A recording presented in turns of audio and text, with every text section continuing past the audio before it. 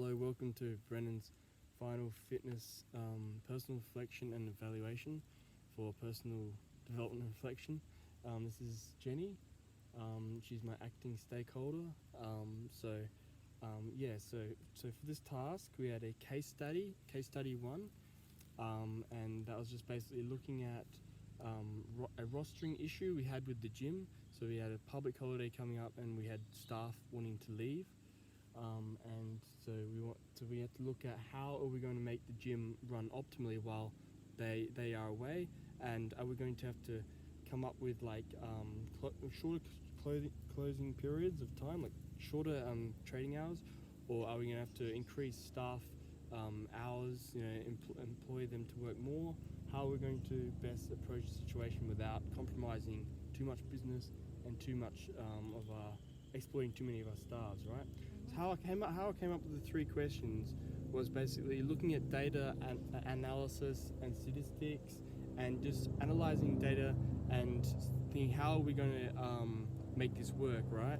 So you do a little bit of math formula and number crunching, and you think, okay, we don't have enough staff to cover these periods of time, so because they're leaving and we've got a public holiday, right? Yep. Okay, so I had to use critical thinking, and I had to analyzing data, statistics, and facts. So in the second question was similar situation. So reading graph and analyzing statistics, logical assumption that leads to compromise in some way. Okay, so how are we going to best compromise? What's the best way forward, right? We're looking at data and analysis. So desperate times, yes, cool for desperate measures. So we have to do something drastic in the business, right? Okay, cool. So that was for case study number 1. How you engage with stakeholders to gather information. When you're engaging with stakeholders, you want to make sure that they're fully aware of the situation, right? You're not hiding anything behind the curtains. They know all too well what's going on and what you're coming up with your proposal, your management, and they're going to listen, and you're going to come up with like evidence to back up your case, right? You're going to say you're going to do your research and what's the best like citations or like sources you can use to give a good case as an argument, right? For your stakeholders, because they got interest in this business and they got a lot at stake. So you're going to come up, present yourself very friendly, amiable manner, and come up with like solutions with evidence and how it's going to work for you, not against you. Okay. Don't forget, you treat them as your friends, not your enemy in this case, right? And stakeholder. How you assess the information to develop the final solution. So the information was like we narrowed it down. So we narrowed it down from one question, which is like using critical thinking, and narrowing it down using evidence, using data, using sources, to try to get a more clearer idea of what the final resolution will be, the final solution will be, right? So you're narrowing it down each time, reflecting upon it, and keep reflecting and getting closer to the truth. So why the final solution was chosen? The final solution was chosen because either way it was going to lead to compromise.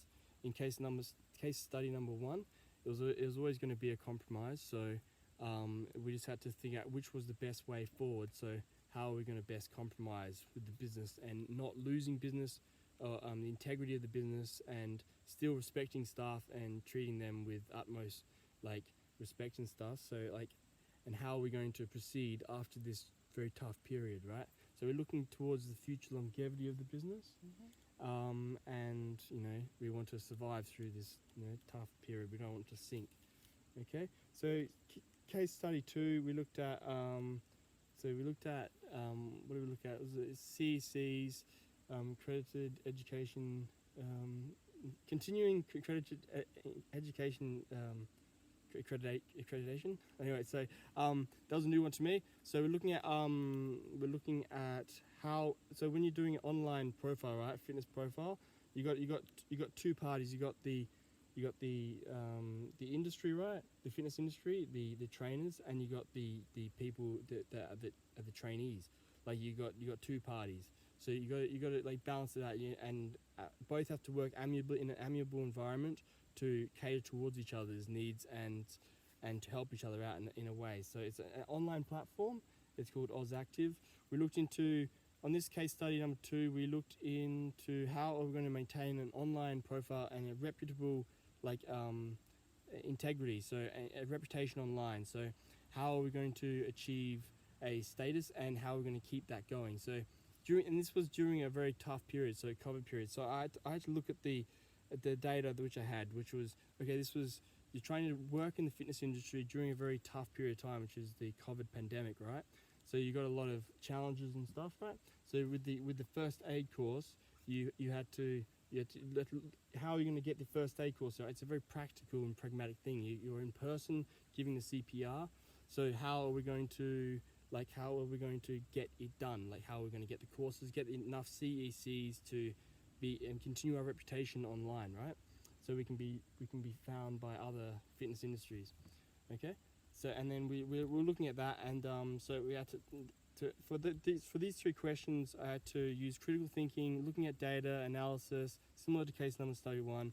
We had to look at what's the best solution forward. Like so we're going to have to work on compromise, obviously, because it's not an easy solution, right? It's a very tough period for all businesses and companies, the COVID pandemic. Okay, so I looked at data analysis, and then once I had the 3 questions, we had to narrow them down again. So we had to engage stakeholders. So so when you're working like independently online, like in a business, I guess, so stakeholders aren't really, they may propose themselves like as online entities. So it's actually not physical meetings.